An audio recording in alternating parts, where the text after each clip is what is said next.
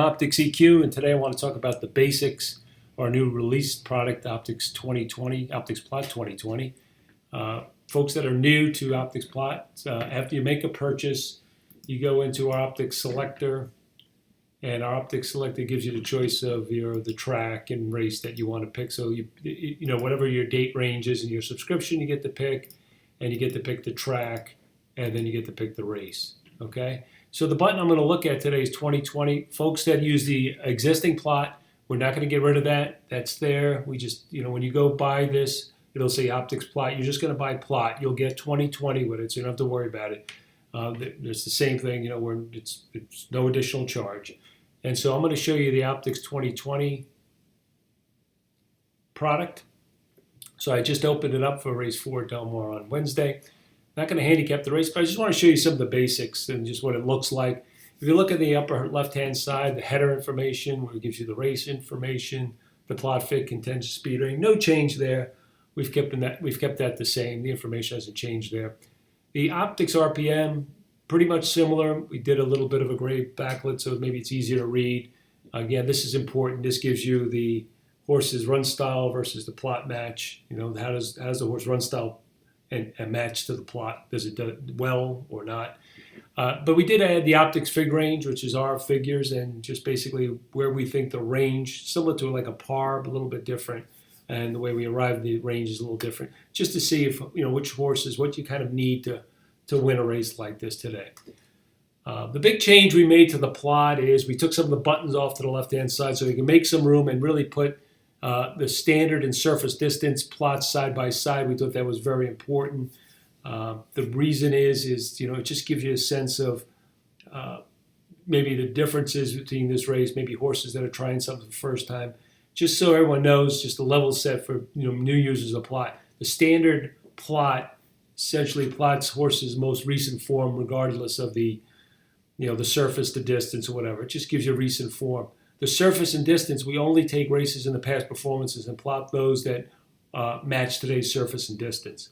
So really what this does, by looking at them side by side, if these things were dramatically different, you could see that we might be dealing with horses that are trying a surface or distance for the first time, or not proficient or whatever, and get whole kind of mix and match. So what I really try to do is I try to look at these two side by side and to see and compare them and see if they're similar.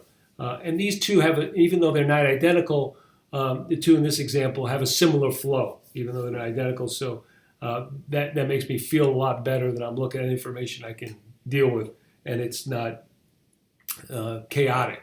And that really kind of is relational to that plot fit that we always talk about. In this case, it's yellow, so the plot fit feels good. So that's just kind of another way of looking at this. But again, it just gives you. It helps pop things. That's the way we feel it. And it's really based on why we did this. A lot of feedback from our existing clients. And we try to, fold that back into our products.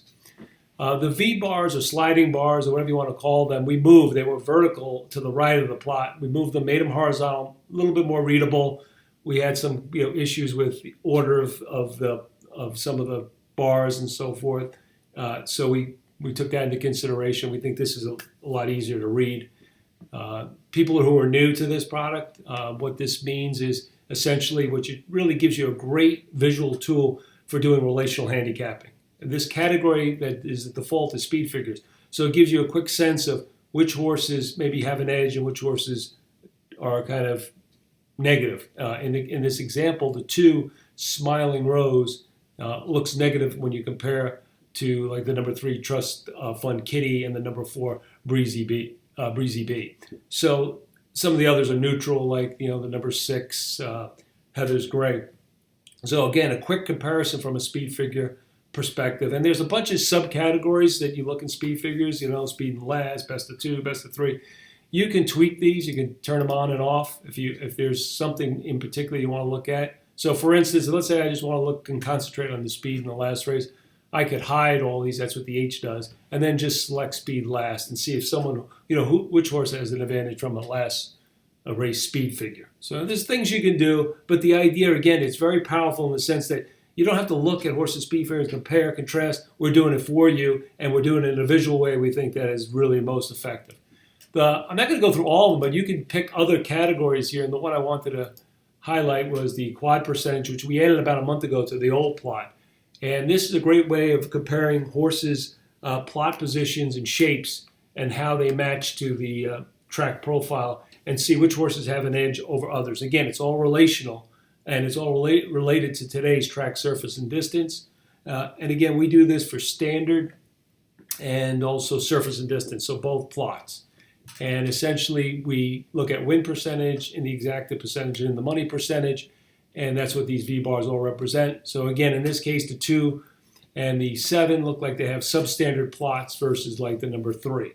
And you can see that visually. The number 7 is a big circle in quadrant 4, big negative, and the 2 is a big circle kind of in quadrant 3. So those are negative. Those are more obvious. But again, it's a great way relationally to quickly look at this and see if you're missing anything as you go through it. You might, handicap this whole thing and say, "Whoa, why is the 10 plot that way?" or whatever. And again, you can change these categories so that I just want to look at surface and distance and not standard.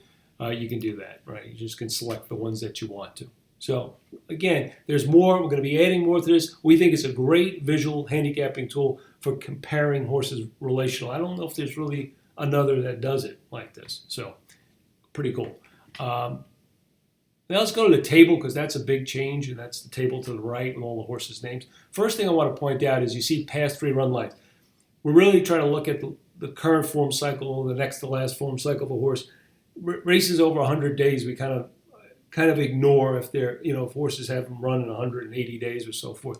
But we're looking at horses, current form cycles, and that's what this tool is really intended to do, is to, give you information in the horse's current form cycle. And I'll talk a little bit more about how we do that.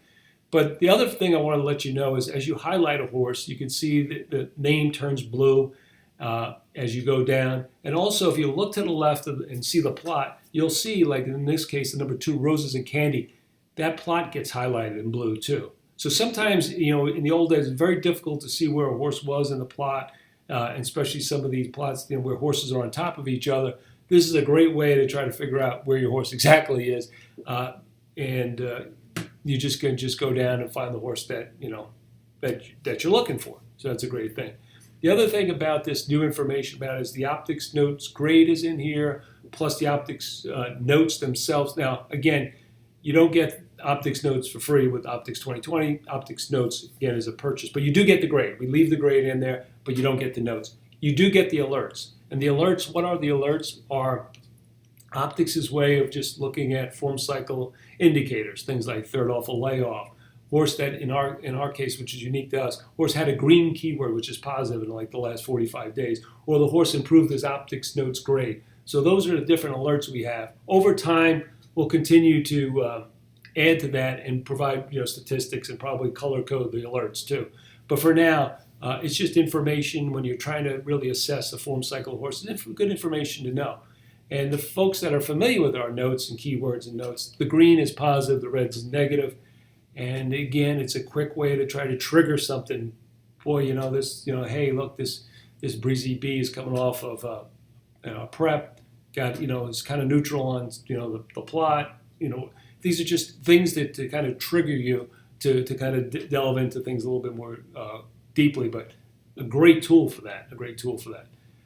If you do want to dig in a little more deeply, and people who are new to Optix, we do have Optix Grid, which is integrated with this product, and you get it with any Optix subscription, plot, notes, anything, right? You get the grid. It's free. And that's our past performances, but it's kind of a spreadsheet, and you could do things like filter, sort, right? You can look at the last 90 days. There's some custom ones. There's some standard ones, but you can also do some custom ones. Let's say if I just want to look at, horses, races where the speed figure is above, let's say 84, which is the low end of our range today. That's one thing you can do. You can sort. You can clear the filters. You can sort also. Say if I want to sort from high to low, and those are the speed figures from high to low in the last 90 days. This is what it would look like. So there's lots you can do. That's kind of always been there. It's new. And again, this is another area where we'll continue to upgrade all our products.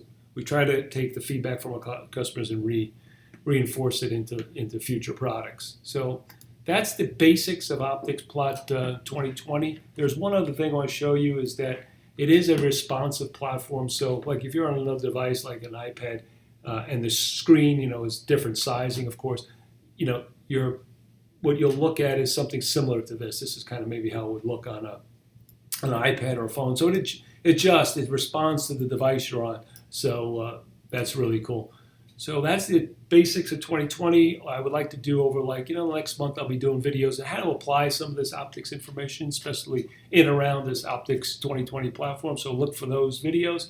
And thank you for supporting and sponsoring Optix.